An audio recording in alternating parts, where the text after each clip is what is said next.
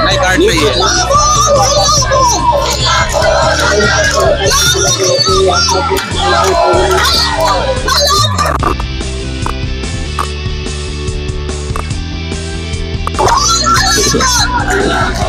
तो कुछ वक्ता लोग हमारे साथ में यहाँ पर बैठे हुए जानते हैं उनकी क्या मांगनी है। सर आपका परिचय बताइए। मेरा नाम वैभव भोसले, मैं सांगली से हूँ।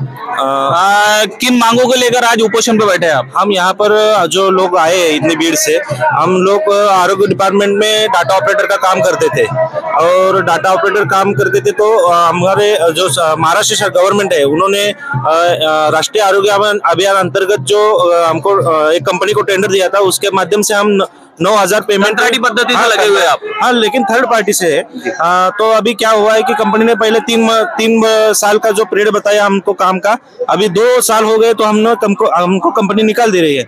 इसीलिए हम सब एकजुट होकर यहाँ पे आ गए हैं और हम सरकार से निवेदन कर रहे हैं कि हमें वो कंपनी को हटा के हम NHM के अंतर्गत मतलब राष्ट्रीय आरोग्य अभियान अंतर्गत हमें कंत्राटी बेस भी काम पर रख दीजिए। यही हमारी प्रमुख मांग है। जैसा आपका सबसे पहले आपका परिचय बताइए। मेरा नाम कामेश जगताप है, मैं सातार जिले से आया हूँ। जैसा कि आपकी मांगने से पता चल रहा है कि आपको कंत्राटी पद्धति से रखा हुआ है और 3 साल की जगह 2 साल में ही आपको निकाल दिया जा रहा है।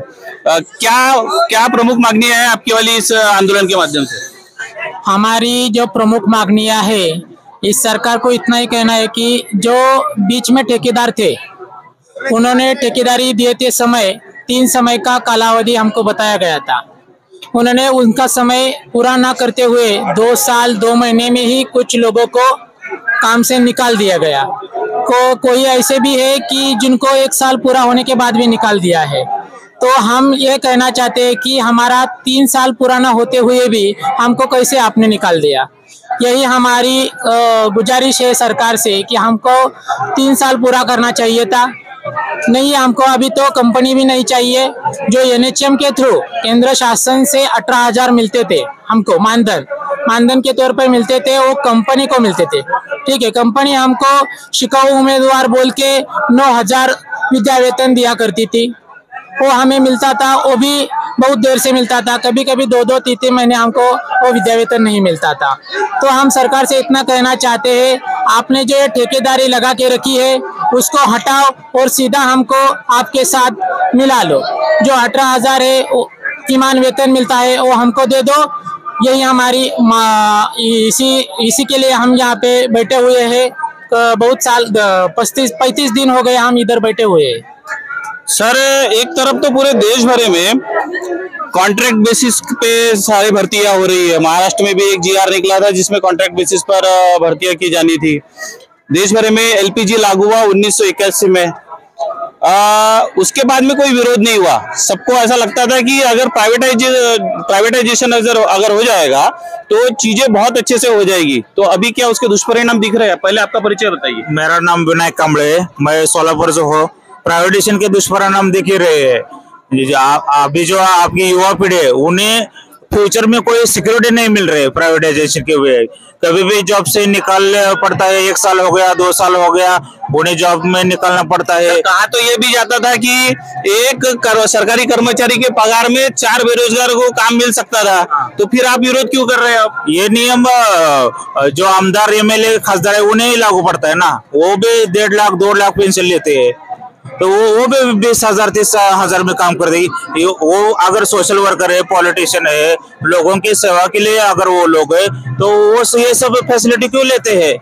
उन्हें भी सामान्य नागरिक जैसा ही रहना चाहिए ना। आप लोगों के बलबूते पर, उनके वोट पर आप इलेक्शन जीते हैं। आपका फर्ज है कि उन्हें क्या चाहिए क्या नहीं चाहिए वो आपको देखना, वो उनका फर्क है। आपको किस लिए इतने बड़े सरकारी बंगले चाहिए, इतने गाड़ी चाहिए? आपका फर्ज है या हमारे लोगों को आप ध्यान रखना चाहिए। अभी हम 2 महीने से इधर बैठे हैं लेकिन कोई हमारी बात सुनने के लिए तैयार नहीं है। ये भी उतना ही ठीक है ना।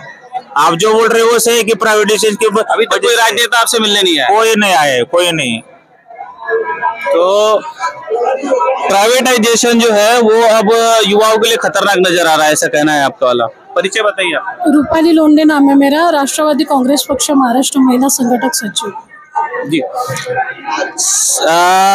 एक बड़ा फैक्टर राष्ट्रवादी कांग्रेस बीच में महाराष्ट्र के राजनीति में बना था, क्या अभी ये बड़ा फैक्टर कम होते नजर आ रहा है? मैं अभी फिलहाल ये बच्चों के लिए यहाँ पे बैठी हूँ, तो वो चीज़ों पे मैं बात करना जरूरी नहीं समझूंगी, क्योंकि अभी ये जो प्रश्न है ये युवाओं के लिए है और इनका ये प्रश्न माननीय हमारे तो युवाओं का प्रश्न मैं आपसे पूछता हूँ कि पूरे देश भर में एक डाटा सामने आ रहा है कि हर रोज 36 बच्चे आत्महत्या कर रहे हैं पढ़े लिखे, तो क्या लगता है इसके पीछे क्या कारण होगा?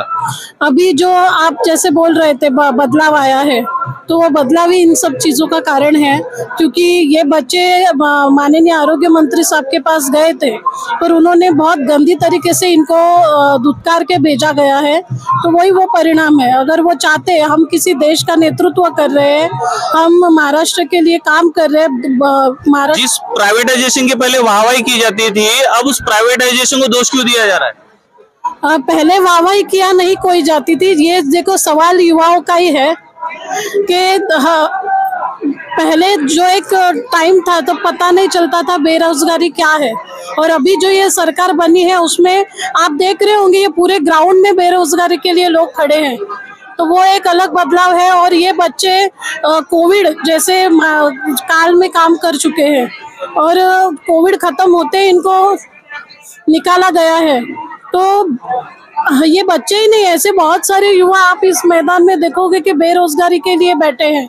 आखिरी सवाल आपसे, क्या लगता है, बहुत सारे आंदोलन चल रहे हैं पूरे देश भर में, सिर्फ नागपुर में नहीं, यहाँ तो करीब 50 से ज्यादा पेंडोल नजर आ रहे हैं, लेकिन पूरे देश भर में आंदोलन चल रहा है, कोई राजनेता किसी की सुन नहीं रहा, क्या ताकत है इनके पास में जो आप लोगों की सुन नहीं रहे?